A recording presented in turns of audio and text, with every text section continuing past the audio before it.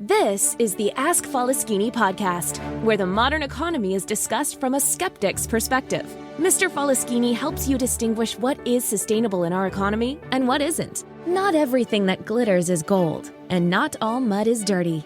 The podcaster Mr. Faleskini provides no-nonsense advice. He had it all, lost it all, went bankrupt multiple times, and is now attempting to come back from zero with sustainable growth.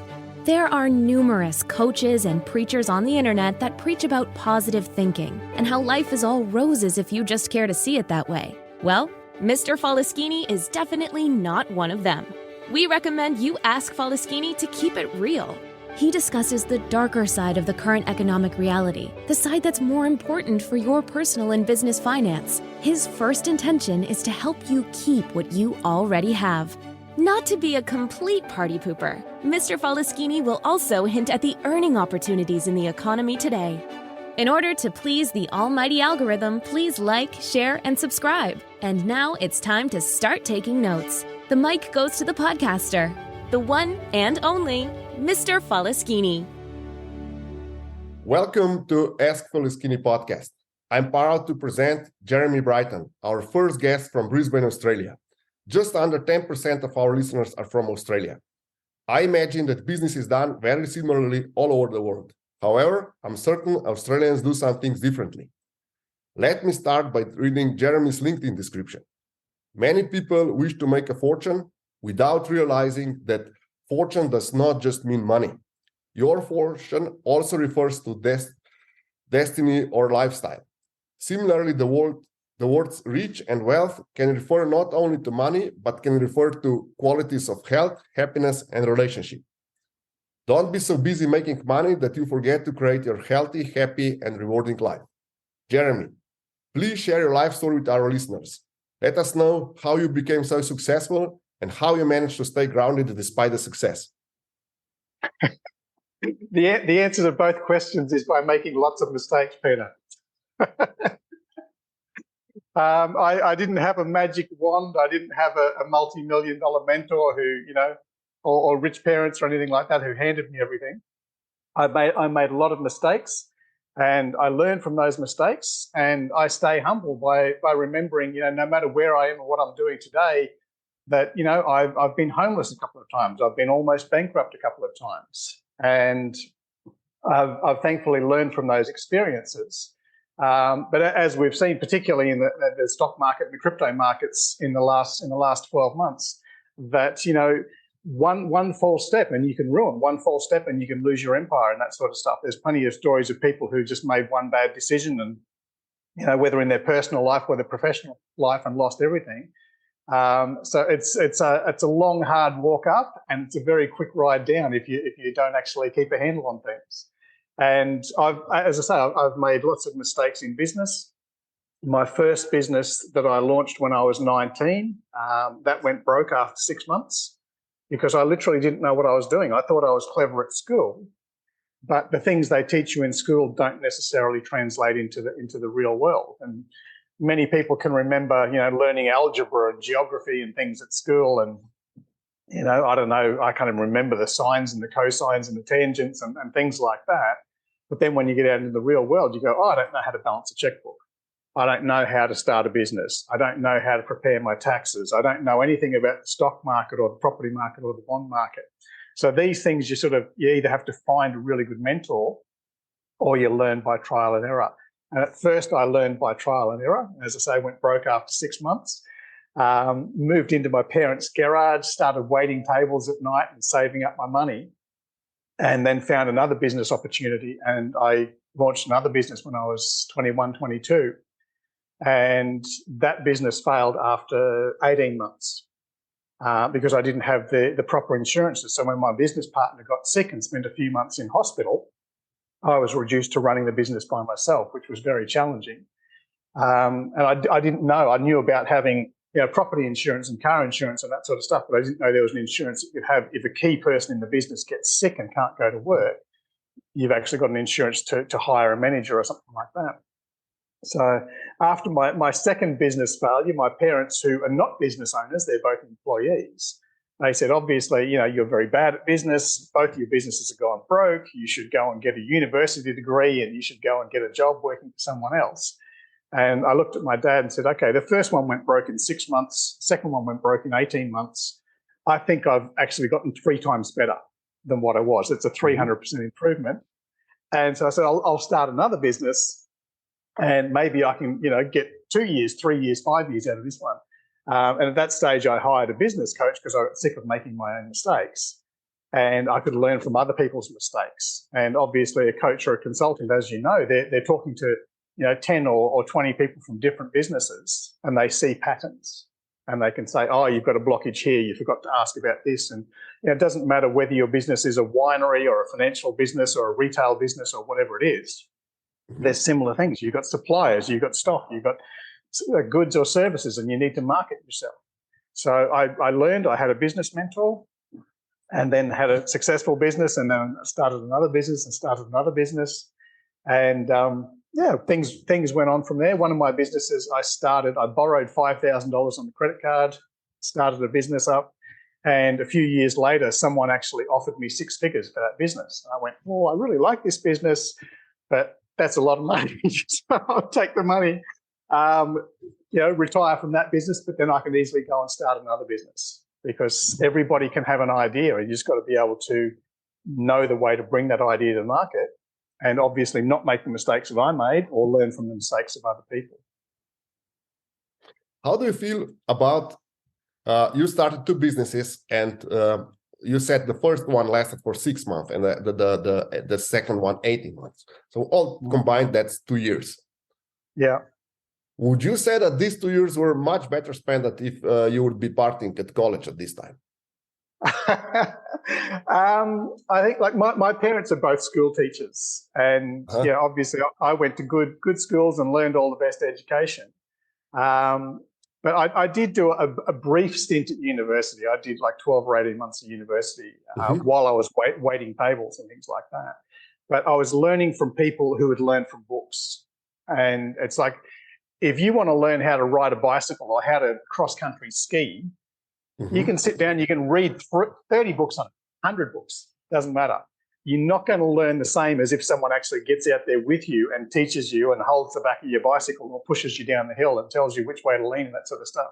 So that's what I was talking about before, when I had book smarts and school education, but I didn't have any street smarts. I didn't know about the real world. You've either got to get into the real world, or you've got to, grab a mentor who's actually had 1 or 2 businesses and learn from someone who's actually been there. You can't learn to swim or ride a bicycle or run a business from a book.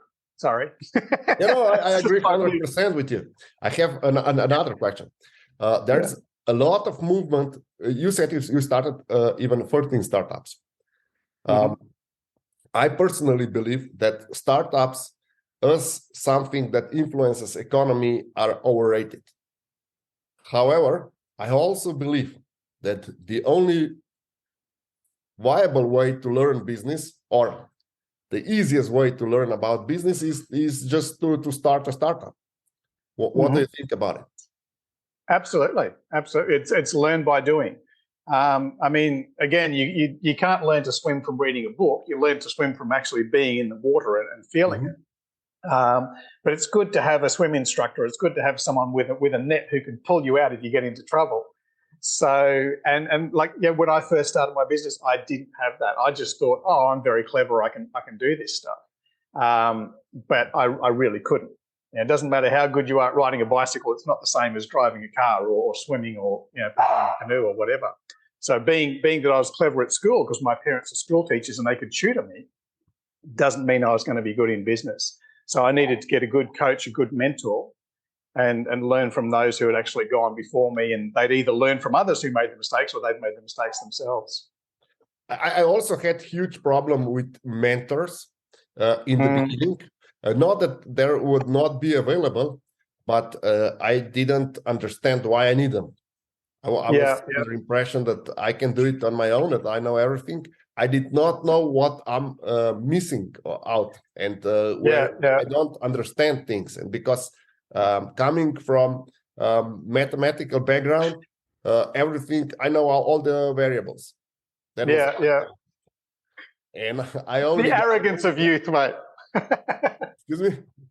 That's the arrogance of youth. I know everything. I can do everything. Yeah. That was for me in the beginning. That was the key issue, because I knew everything, and the less I knew, the more I was convinced that I understand everything. So only after a lot of problems and dilemmas, I only start to understand that I might not know everything, and that the people can help me. How did you come? How did you meet your mentor? Did you get it over internet? Did you get it in a local business community? How did you meet your mentor? How did you convince him or her to help you with your business? Mate, I'm so old, we didn't even have the internet back then. But yeah, it was in the local business community where you'd go to like a networking breakfast or something like that. And for someone who's just starting out in business, I had the option. I could put an ad in the Yellow Pages. The Yellow Pages is what we used to have before Google for those younger people. And it would cost me $1,000 to put an ad in the Yellow Pages, and then you just wait for the phone to ring and wait for people to come in. But I didn't know many people in business, and there was the option of, instead of paying $1,000 for the Yellow Pages ad and waiting for the phone to ring, I could pay $1,000 for the year, and you get to go to these breakfast meetings and meet 20, 30 other people in the local business community. So whether it's BNI or Rotary Club or whatever's in your area, you network with other business owners. And the interesting thing is, like, I had a financial planning business, but I could learn from the plumber. I could learn from the electrician. I could learn from the real estate agent, because businesses have similar things. And when you're having breakfast with a group of guys every week, you start to form relationships with them. You start to chat about other things, not just business. You start to chat about family and things that are actually really important. And then, like, if I need a plumber because my shower's leaking or my toilet explodes in the middle of the night, I know a guy who I like and I trust. I've been dealing with him. I've been seeing him every week for the last 7 weeks. And then obviously he's going to trust me more than just picking an ad off Google or out of the Yellow Pages. And because I was a bit younger, some of these guys had been in business for 20 or 30 years. And I could say, oh, look, this person hasn't paid my invoice. What do I do? And they'd say, oh, this is what I do. And even though it was a plumbing business or something unrelated, they still had good bits of advice.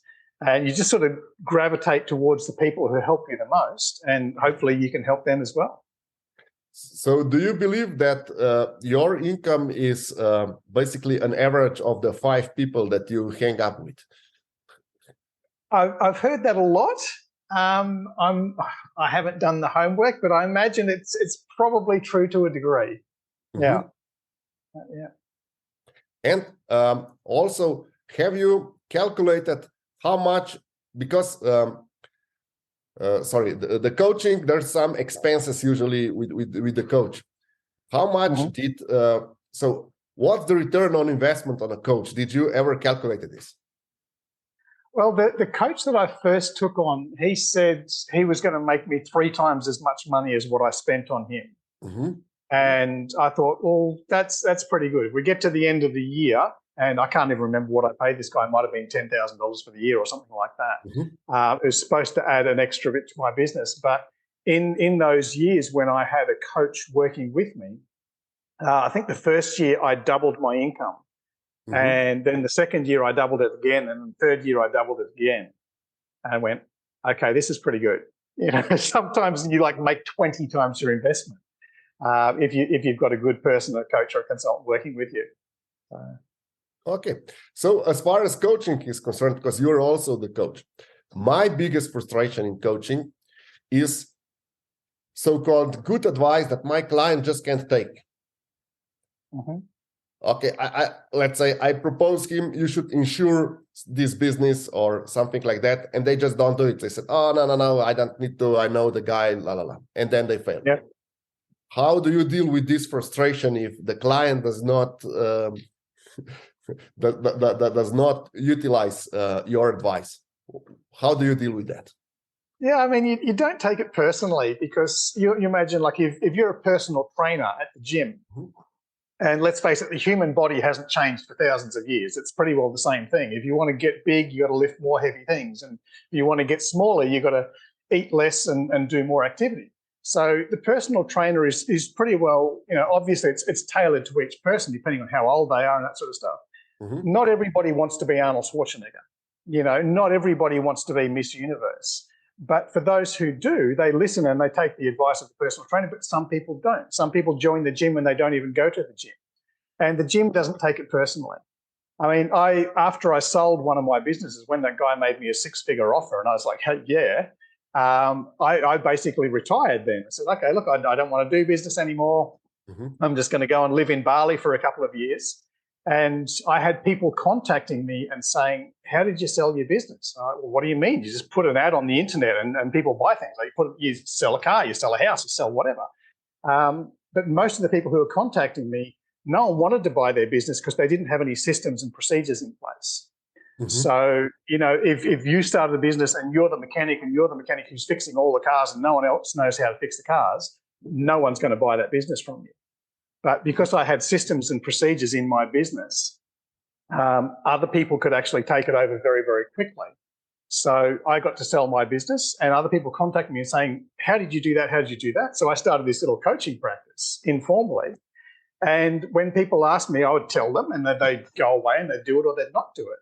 And at the end of 12 months, I asked the clients, hey, will you shoot a little video for me just talking about your results? Just a 30-second YouTube video so I can use it in my marketing. And one person, he'd increased his income by 50%. Someone else had increased their income by 20%. One guy had increased his income by 700%. Okay. And I was like, holy cow. Like he was making good money before. Like he's a bloke, his wife wasn't working because they had 5 kids. And, he was making good money to support the family. And then he increased his income by 700%. And I was like, holy cow, I've never done that. In my business, I've never increased my income by that much. I thought I was doing good when I doubled it. And I phoned him and said, how the hell did you do that? Because I can't do that. He said, well, I just did everything that you told me to do.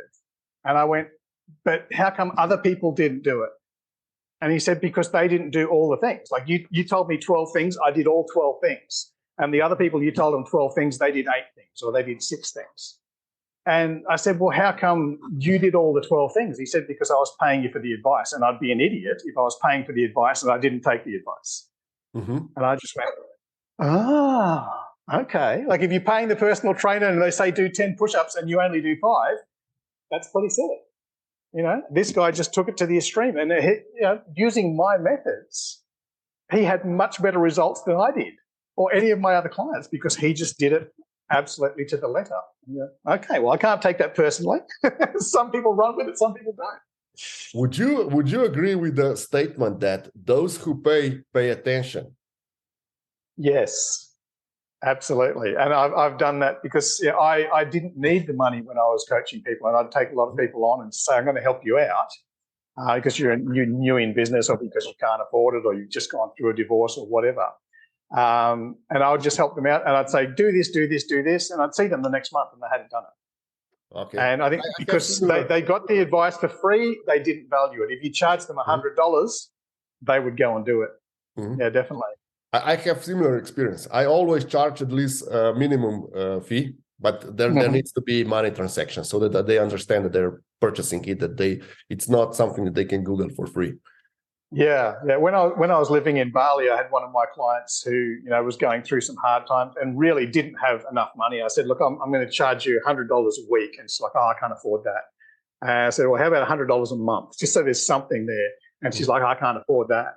And I said, how about you cook me dinner once a week? And she went, oh yeah, I could probably do that. And as it turned out, like she didn't have the time to cook me dinner, but she would actually pay for my dinner once a week. And it was just an energy exchange. It wasn't a lot of money because in Bali, as you know, you can have a main meal for like $10,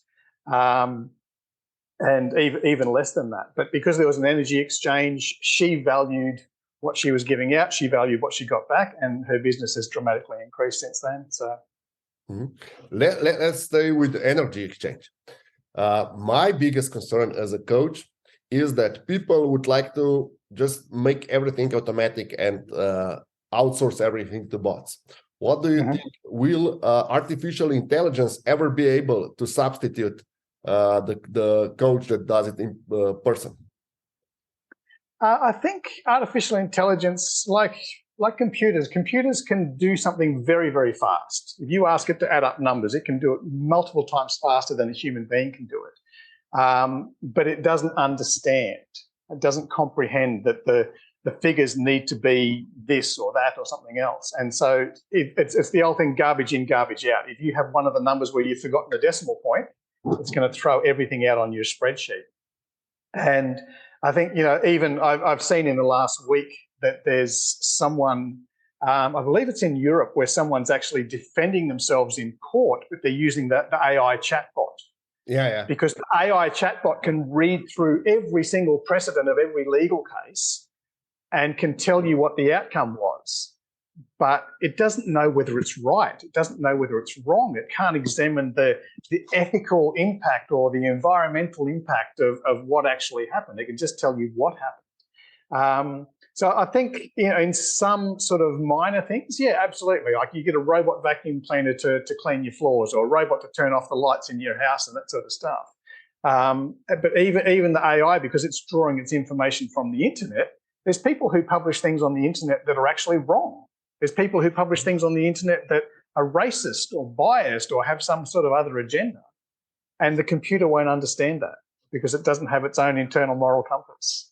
There's some things it can't do.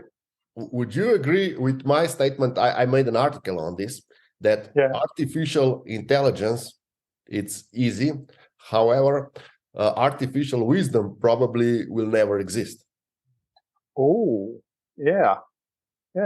Absolutely. I mean, there's some things that you can do to make money very, very quickly, but that might involve robbing someone or ripping off your friends or starting a scam or a pyramid scheme or something like that. But it's not wise to do that because, Warren Buffett said it takes you 20 years to build your reputation in business and it takes you 20 seconds to ruin it. So the wisdom is, what are we doing that's going to leave a legacy for our family, for our name, for the planet, for our grandchildren and that sort of stuff. So wisdom is something that I don't think they can actually put into a chip. Okay, you gave me the great outline for my next question. How important do you believe that it's branding for coaches? I think it's very important. I mean, you can have a snazzy brand, you can have a great logo, you can have a really cool name, but behind that, it's actually got to stand for something. I mean, everybody around the world recognizes the name of Coca-Cola or Mickey Mouse, but they had to do a lot of hard work. They had to do a lot of marketing. In the war, they wanted to get a bottle of Coke in the hands of every US soldier for under 10 cents. And they were losing money a lot of the time to do that. But it was a great experience, the logistics and that sort of stuff. So I think branding is good, but it's got to be something that's actually really valuable underneath. I mean, I see brands sometimes and it's, like your Gucci's and Versace's and this sort of stuff and go, okay, well, it's good, but is it really that much better than the next one down? Oakley sunglasses were one that I didn't know. I just knew Oakley as a brand name, but I didn't know that Oakley was the one who actually came out with the polymer lenses because Jim Gennard was going through skiing and kept getting smacked in the face with branches and breaking his sunglasses. So he made these ones that were unbreakable. Okay, so it built its name on quality, and now a lot of people know the name and they forget the story. A lot of people know the name of Ford, but they forget the story of inventing the production line. So it's got to be substance to it. Can't just be snazzy. What about personal branding? Now we on LinkedIn, everyone is just a name and surname. What do you think about personal branding? Is that more important than corporate branding? Again, the same thing. I mean, you can have a good name, and you got a good name because you got a good reputation, but build it over time. Like you can have these influencers who are just everywhere because they're put on a bikini and dance around the pool or whatever, or someone who does something funny or something silly. You can become instantly famous. You can have overnight fame. And I'd sort of compare it to the music industry as well. Like, someone who's number one today could be just forgotten for the next 10 years. But then you've got these artists who have just been consistently churning out content, year after year after year. They've got like 14, 15 albums under their belt. And you might not hear of them because they're not doing all the flashy marketing. They're not being super gorgeous influencers. But once you discover their new album, then you go back and go, oh, I want to find out all the previous work. So you got to keep doing the work. Just keep doing what you're passionate about, and eventually you'll get discovered. Might not be, fleeting fame. Might be something that's building a legacy. So basically, content is more important than a flashy brand. And regardless if that you achieve personal brand with showing yourself in a bikini, or if you just show that you can write something, that you can help people in some way. How important is adding value and helping people in coaching? Oh, absolutely essential. Absolutely essential. As I said before, it's an energy exchange. So you've got to add the value, and it's people say whatever you stand out will come back to you, and it's kind of become a bit new age, but it's a spiritual principle that's fundamental. And you have a look, Jesus talks about give and it'll come back to you, and it's actually in the Old Testament. Where else? Hinduism, Buddhism, all this story about whatever you send out comes back to you in some way, shape, or form. It's not necessarily always money. It might be someone doing you a favor. It's the idea of sowing and reaping. It's the idea of karma and these sort of things. Like pretty well every religion for over 6,000 years has talked about this principle of adding value. And sooner or later, the people who don't add value, they fall off a cliff. And again, we've seen this like the here today, gone tomorrow, music stars or TikTok stars or someone who's just a flashy celebrity. And then Google bankrupt celebrities. Just do that, because that's really an eye-opener. And you go, oh, no, I remember that guy from like 10 years ago who used to be really, really famous. And they did one thing and then nothing.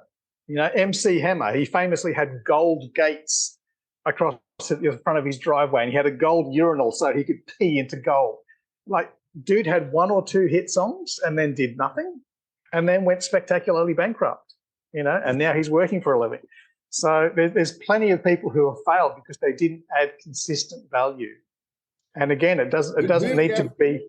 Do you have any system that you can share with our listeners that would help to distinguish one-hit wonders that you were talking about and the people with a long-term potential, or companies with long-term potential? Do you have any tip that you could share with our listeners how to distinguish it?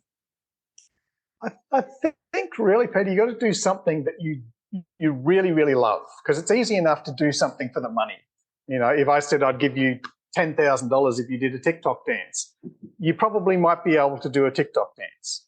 But then you're not going to practice it tomorrow. You're not going to practice it the next day. Whereas there's people who love dance and they keep working on it. People who love their music and they keep playing and keep practicing day after day after day because they love it. I'm not a musician. I'm not a dancer. But my son always loved the guitar. And when he was 5 years old, he wanted the guitar. I said, I'm not going to buy you a guitar because they're very expensive. You're 5 years old. You'll probably break it. So I bought him a very cheap guitar. I thought, let him practice on that, have a little play. He's a little kid. And 2 years later, he was still playing that same guitar. And it actually broke because he'd played it so much. And then when he wanted another guitar, I thought, okay, well, I can buy you a slightly more expensive guitar and we'll see how this goes. He's like 8 years old by this stage. And one day I could hear him playing and I couldn't find him anywhere. He wasn't in his room, wasn't in the lounge room. He was sitting on the toilet and playing his guitar. This kid is serious. He wouldn't read a book. He wouldn't watch TV. He just wanted to play his guitar all the time. And 25 years later, he's still playing his guitar. And I wouldn't say he's the greatest guitarist in the world, but he's really, really passionate about it. And anybody who's gotten very good at something, and lastingly good, not just lucky, not just a freak, but someone who's delivered consistent value and consistent returns over time. Okay. They've always practiced. They've got the passion. Okay, the passion. Let's say if we were to judge a company or a person, if they would be successful in 20 years, you think the passion is the key? Absolutely. Because things will happen. Seasons will change, technology changes and fashions change and things like that. But if you really, really love what you're doing, you're going to adapt. You're going to be flexible. Okay. Keep doing it. How big are you into using intuition in business? You spoke about energy and all this stuff. how often do you use intuition in your business? How do you use it just to decide yes or no, or do you use it to prepare best, I'll say, advice for your clients?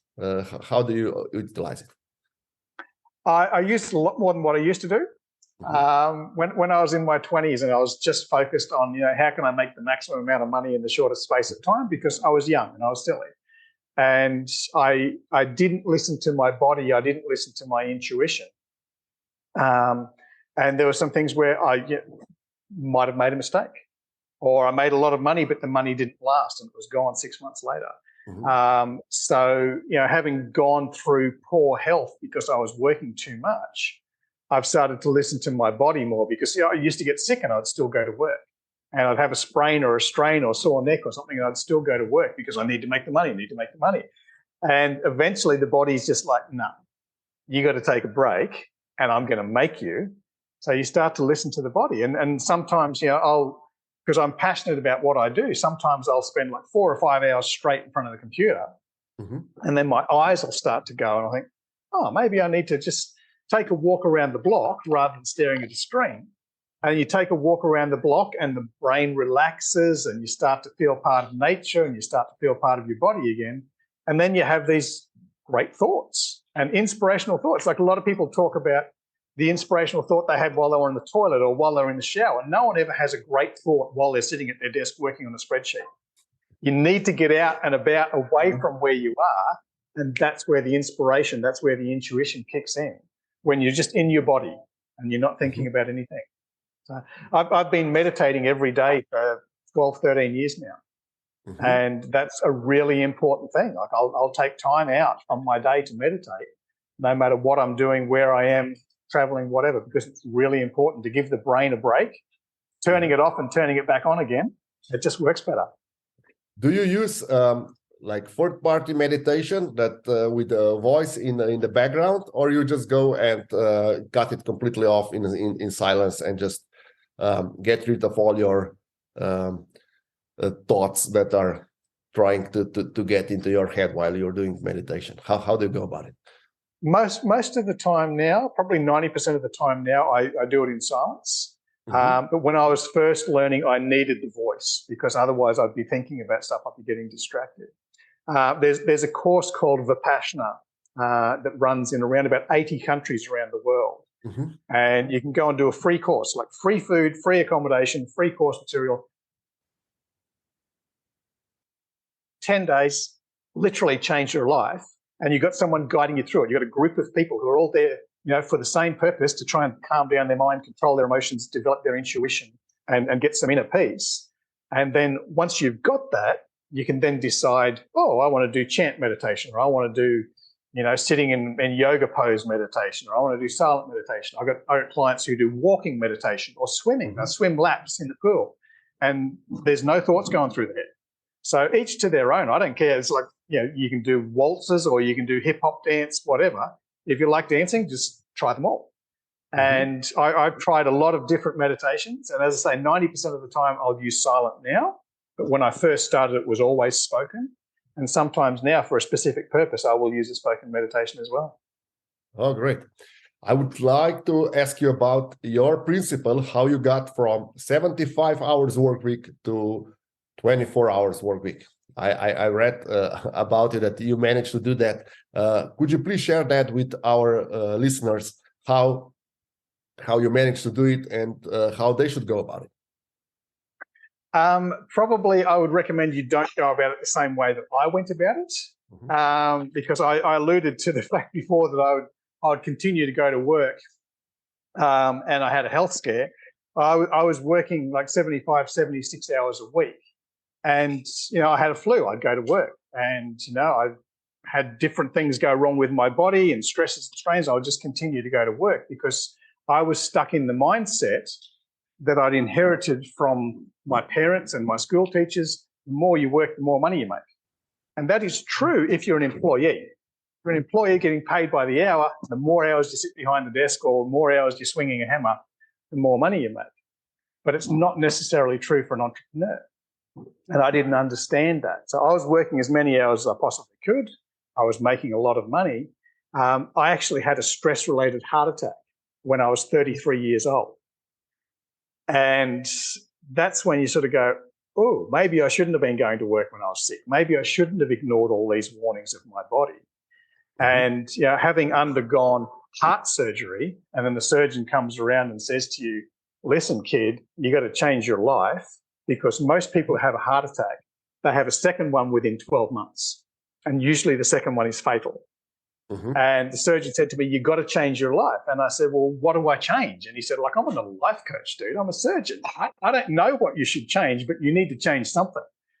And so I went home and went, what am I going to change? What am I going to change? Well, first of all, my relationship was terrible most of the time because I was never home. I was always at work. And it got to the stage where I couldn't save that relationship. So I've got to change the relationship. I changed the town. I decided, if I was going to be dead in the next 12 months, that I wanted to spend as much time as I could with my kids. And my kids went to school from 9 o'clock in the morning till 3 o'clock in the afternoon. So I shut down business, sold my 7-bedroom mansion, got rid of the TVs, got rid of a few cars, downsized my life. I bought a little shack by the beach and decided I'd drop my kids off at school at 9 in the morning. I'd pick them up at 3 o'clock in the afternoon. I would only work during those hours because I wanted to spend as much time as I possibly could with my kids. And that was the thing. I didn't know whether I was going to be alive or dead the next year. And I downsized my life because, working 76 hours a week, my income was up here. And I thought, okay, if I'm working 24 hours a week, like 4 days a week while the kids are at school, my income is going to be down here. I need to live down here. So I downsized my life, decided to live very, very cheaply. But the interesting thing was, at the end of 12 months, I sort of look back and go, actually, I've been making some pretty good money. And because I wasn't at work all the time, because I could actually get out and be on the beach and spend a bit more time in nature, spend a bit more time with my kids and go to their school events and things like that, I started picking up much better clients. And by cutting my working hours by 60%, I thought my income was going to go down by 60%. My income went down by about 10%. There's a lot of people who go, oh, yeah, I did a 10-hour workday yesterday. But if you followed them around and you watched them, they might have had an hour and a half for lunch. They might have had 45 minutes gossiping and chatting unnecessarily on the phone or chatting unnecessarily with their co-workers or something like that. And they waste a lot of time. But, because I literally had the experience of literal gun to my head, you're going to die unless you can do 10 hours work in 6 hours. So you become very, very efficient. You cut out all the stuff that you don't need and the things that waste the most time. Like for me, I'm not good at typing. I don't touch type. So I'll dictate, I'll record my voice and I get someone else to type it up for me. There's a lot of things that I'm not very good at and I'm not passionate about, so I'm not going to get good at them. And you can outsource those things. And particularly, I can outsource the phone. So I don't have to answer the phone because it interrupts me from what I'm doing. And I can just check the messages at 3 o'clock in the afternoon. Lots of things that you can do. Outsourcing, delegation, and just being super focused on what you're good at. I have two questions. Would you agree with the 80-20 rules? So the rule is that in 20% of the time, you do 80% of the work. Absolutely. I mean, I used to chase clients a lot. Spent a lot of time chasing clients. I used to say that I was running around like with 2 butterfly nets, trying to catch the clients all the time. And then you got to catch the clients, then you got to make sure no one else takes your clients. But when I stopped running around, and literally I would spend more time sitting at the beach, being at the beach cafe and having a coffee and having late breakfast and that sort of stuff. And the sort of people that you meet at 10 o'clock in the morning having breakfast in the cafe, they're the guys who didn't need to be inside the office at 8:30. If you go to the gym at 12 noon, you'll meet the guys who didn't need to be in the office that day. Yep. So I had less clients, but the clients were of much higher net worth. And you meet them by being in the places where the normal people are not. Okay. I didn't know that. It was an accident. It just happened. Yeah, I did something similar, and the results are also similar. Of course, what I do in the free time is like having interview with interesting people like you, and doing my podcast. That is important for me. Basically, I believe that my podcast and these interviews are first for the people that cannot afford our services, or that people can check what kind of people we are, and they can see the energy and how we go about it, and then they can decide. So it's a contribution, something free for the world, and also it's also a marketing tool. You're adding value. Yeah, I agree. So would you like to tell us about other businesses than coaching? We spoke about coaching. You're also in the cryptocurrencies. Would you like to just brief us about this business? How you go about it? What is the unique part of sale and similar? Sure. I mean, my first business when I was 19 was actually in financial planning. I started the business underneath another guy who was supposed to be my mentor, but he didn't have much time to mentor me, unfortunately. And because it was something I never learned at home, like my parents never invested in stocks and shares and property and bonds and that sort of stuff, because they didn't learn that stuff at school and they didn't bother to learn it after they left. So when I discovered that whole world, I go, oh, that's really amazing.